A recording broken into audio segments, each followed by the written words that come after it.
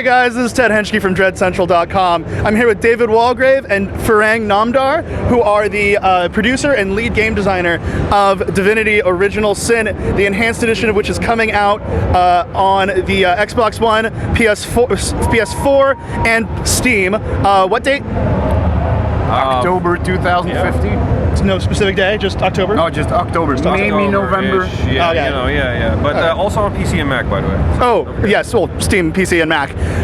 And we just got a demonstration of the game, the new stuff that comes out on it, with it. And you know what? I gotta say, there's a ton of new features. I played the game back when it came out. Actually, I played it when it was in early access on Steam. And back before it was even, when you could only do the first act. Like, that was a lot of fun. I gotta say, the game's come a long way. What we saw voice acting, we saw an enhanced control scheme for the consoles, we saw new master skills. Why don't you tell me about what you added, why what was most important for you to add, what made you decide that this was the experience people need to have with the definitive edition of this game? Well, personally speaking, so regarding the design team, I think our biggest changes were we have a new mode in the game called Tactician mode. So all the fights in the game actually were revamped and revised. They're a lot harder. It's called Tactician mode because you actually have to think about what you're going to do and how to do it. We redid the puzzles and a lot of the traps in Tactician mode. So it's you really need perception and stuff to detect things.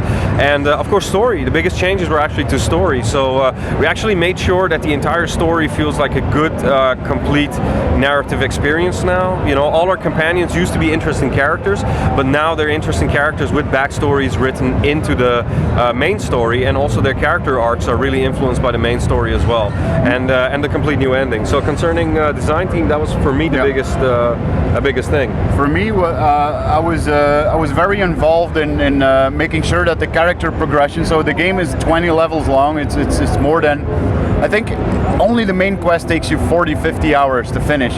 So it's a very long game, and we wanted to make sure that that you always felt that you were becoming more and more powerful. And so the skills now, every time that you get to buy the next level of the skill, it feels more powerful. We're making sure that the items and your item fever become better and that they improve. So we did a lot of changes to the loot system, to the skill system. So we're making sure that every time you level up, you go like, yeah, finally, I'm there. Oh, yeah. I'm gonna do the next thing. Voice recording. Did we mention voice recording? Yes. Yeah, excellent. Briefly, oh, really? Well, great. The entire game is voiced. So hey, play it. It's voiced. We also introduced. Yeah. How many lines did you say with how many actors? That was 88,000 lines, and we started like in January, and we just finished last week, and it had about 40 plus actors.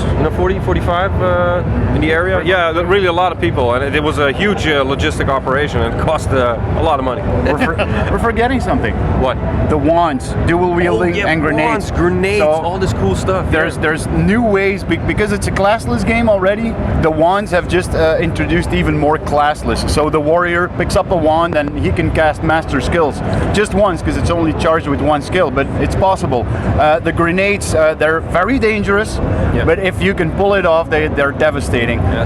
Dual wielding, everyone was simply asking for dual wielding. You can dual wield a dagger and a wand. They weren't asking, they were harassing us. They were harassing us for dual wielding. Emails with anthrax, no, not the band. So, we added, this has introduced new ways of playing.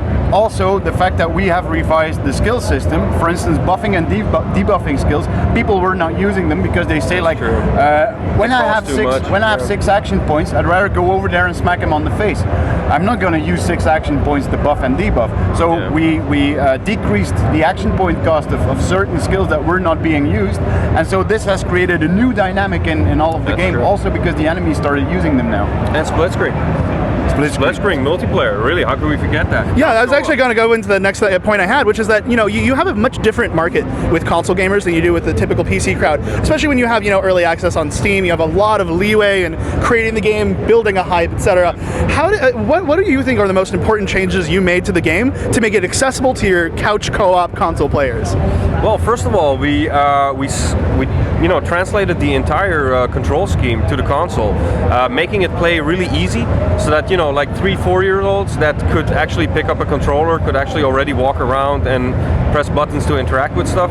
Because the key feature of this game is that you can play it with anyone that's available. If it's your wife, your girlfriend, your brother, your little sister, whatever, like anyone really.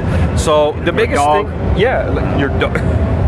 But the biggest feature for the consoles was the implementation of the split screen and the ease of access to perform all these complex actions you normally do with keyboard and mouse.